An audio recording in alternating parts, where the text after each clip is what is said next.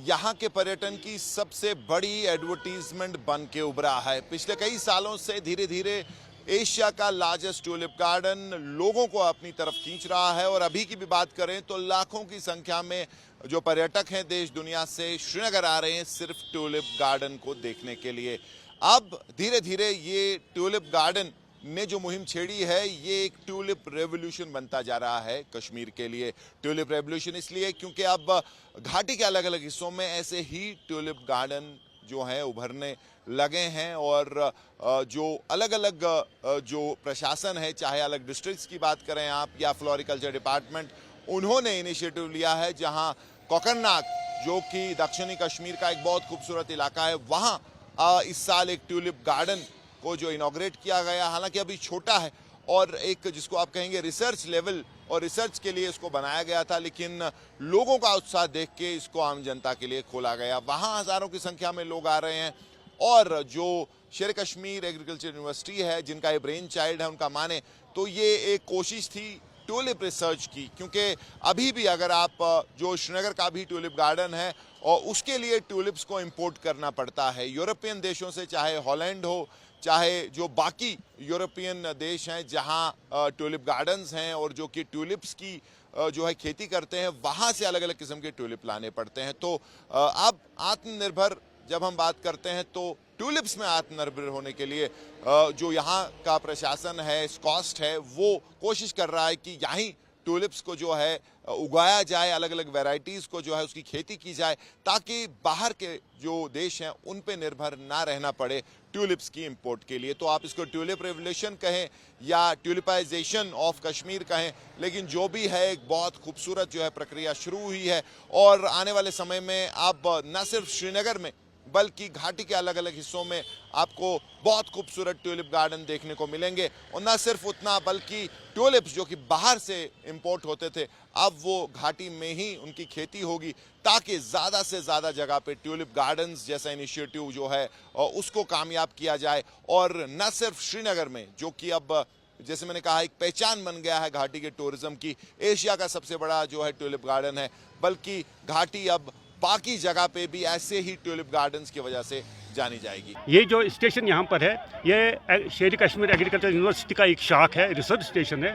और हमारे जो ऑनरेबल वाइस चांसलर साहब हैं प्रोफेसर नज़ीर अहमद गनाई साहब और डायरेक्टर रिसर्च प्रोफेसर हारून राशिद नायक साहब और गवर्नमेंट के ऑफिशल, उन्होंने एक ये प्रोजेक्ट यहाँ पर मुंतखब किया है कि हम यहाँ पर जो प्रोडक्शन है ट्यूलिप की, क्योंकि हमारा जो वहाँ पर है ट्यूलिप गार्डन, वहाँ पर जो हमें बल्ब की होती है मैंडेट वो हम बाहर से मंगवाते हैं और उसके हिसाब से उन्होंने यहाँ पर एक ये प्रोजेक्ट दिया है ताकि हम यहाँ पर इसकी प्रोडक्शन करेंगे।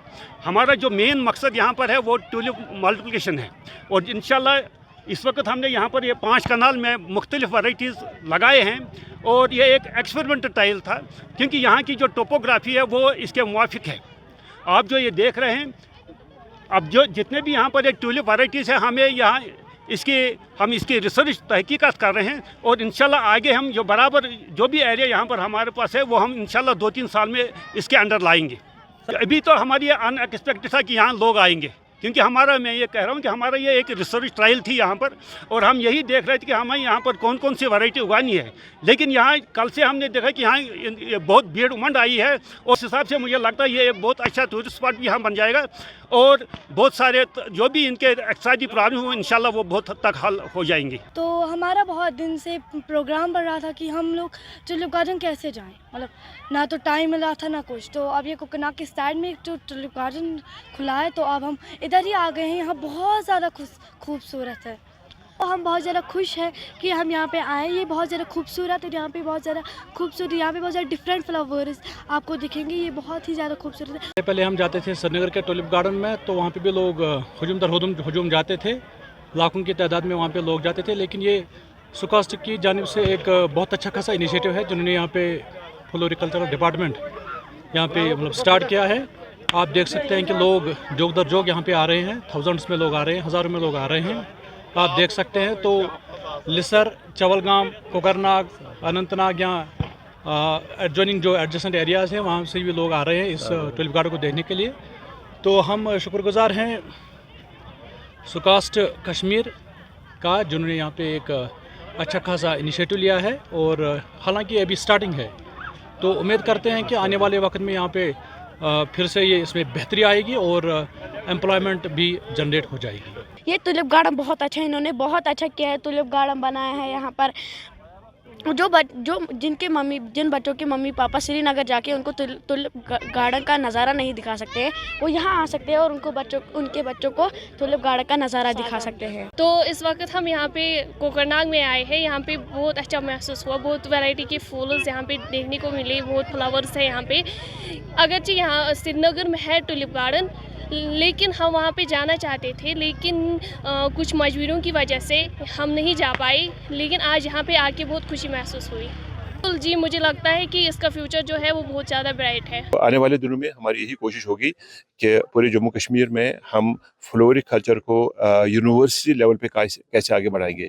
अगर आप सितंबर अक्टूबर की बात देखेंगे, अक्टूबर नवंबर देखेंगे, जब कश्मीर में ऑटम और विंटर सेट हो जाता है और सब कुछ सूख जाता है, तो उस सीज़न के लिए भी यूनिवर्सिटी ने क्राइसेंथेमम जो फ्लावर्स हैं उसकी टेक्नोलॉजी भी हमने स्टैंडर्डाइज करी है और पूरी तरह से हम इस बार तैयार हैं कि हम उसको बाकी कुछ एरियाज़ में हम उसको जो है ना एक्सपेंड करेंगे। उसके बाद में एक और फ्लावर आता है जो जम्मू कश्मीर में नहीं होता है।